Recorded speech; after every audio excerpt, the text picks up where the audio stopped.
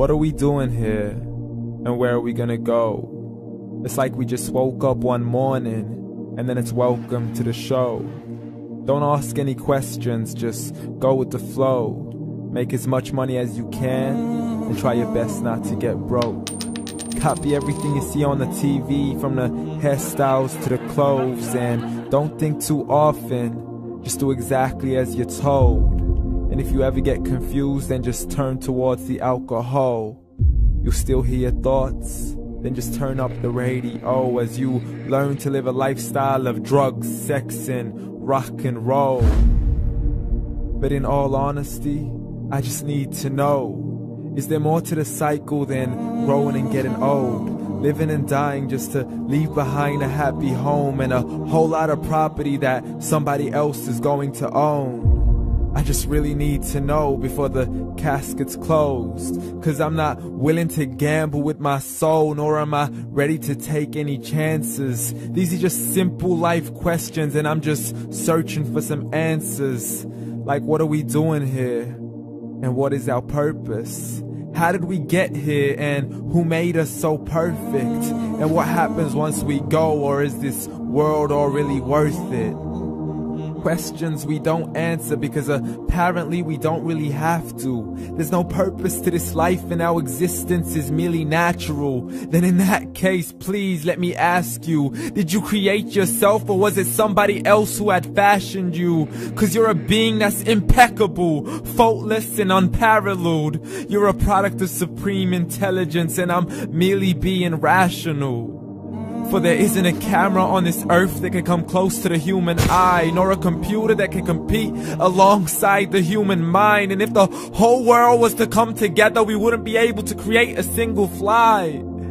So many signs, yet we still deny. As science tries to justify that all this could come from none, when it's a simple sum. 0 plus 0 plus 0 cannot possibly ever give you 1. So from where did all this order come?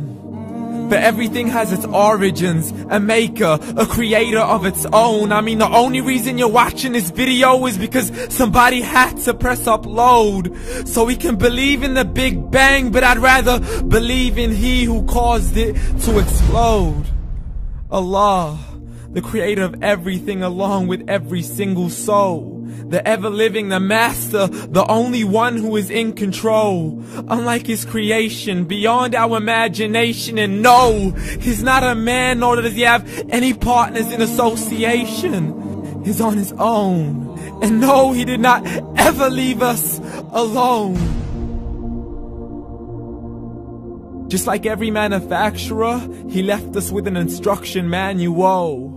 The Quran and Islam, and I'm sorry to jump to conclusions, but it's the only one possible. The only definition of God is the one and only supreme being. It's logical, a book with 0 contradictions, with miracles that are both scientific and historical, all revealed over 1400 years ago.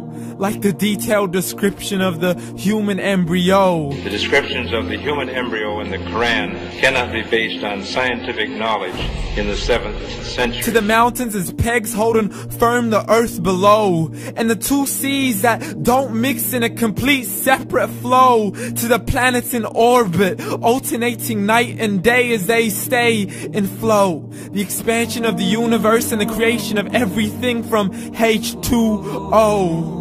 To the stories of the past and the preservation of Pharaoh. To identifying the lowest point in the land where Persia defeated Rome.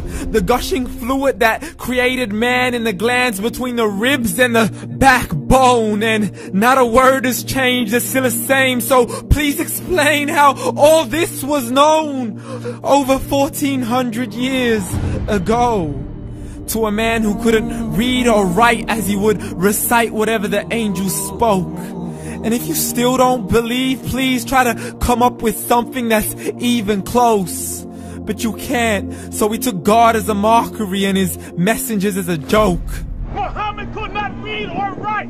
How's somebody who can't read or write gonna start a religion? Dismissed his scriptures as legends and tales of the ancient folk, as we live life according to our whims, desires, and hopes. saying this life is the only home we will ever know. We will live then die, then simply turn to bones. YOLO! Correction, after the grass dies, the rain arrives and it regrows, and Allah promises to do the same thing to your very soul and bring you back from your very fingertips to your toes, as the all-seeing supreme being watches us so close, and we are surely being tested in our wealth, our health, and our self, and everything that we've been blessed with. So believe, for we will surely be resurrected and be brought back to our Lord and account for every single deed, as He hands us our books and orders us to read.